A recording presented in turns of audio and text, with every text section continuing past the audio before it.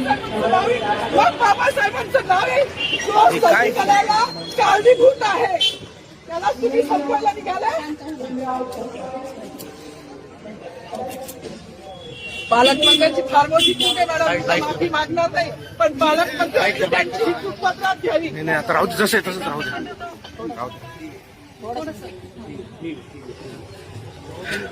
मला मीडियाशी घेणं नाही मॅडम, मला सस्पेंड केलं, मी वाळूचे गाड्या उपसील, मी माती काम करीन, पण बाबासाहेबांची ओळख पुसून येणार नाही. मला सस्पेंड करायचं करू शकता मॅडम. बाबासाहेबाला संपवायचं काम करायचं नाही.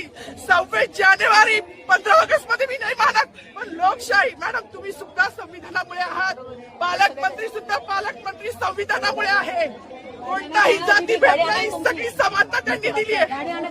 आमच्या कानातुरात होते बाबासाहेबांचं नाव आता तरी भाषणात येईल, मग तरी भाषणात येईल. ज्या लोक संविधानाला लोकशाहीला कारणीभूत आहे त्यांची नावं वारंवार घेतली गेली. मग जो संविधानाला कारणीभूत आहे तो प्रजासत्ताक दिनाचा जो मानकरी आहे त्याचं नाव भाषणात का नाही? कोणाची गाडी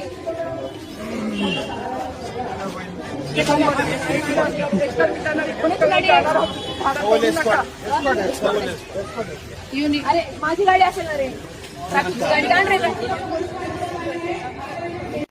नाव सांगा.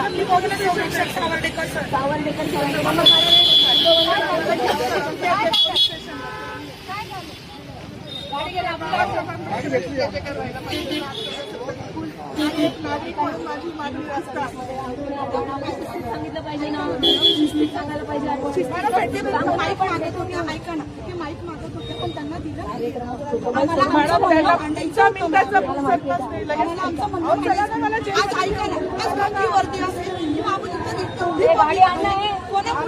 वरतीवर मतदान करू शकतो, मानायचं होतं मॅडम, मानायचं होतं ना, माईक दिलं नाही गेलं ना त्यांना.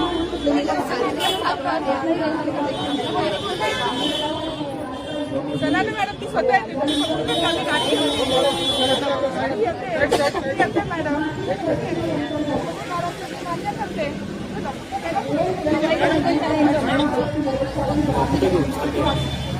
पोलीस स्टेशनला पोलीस स्टेशन.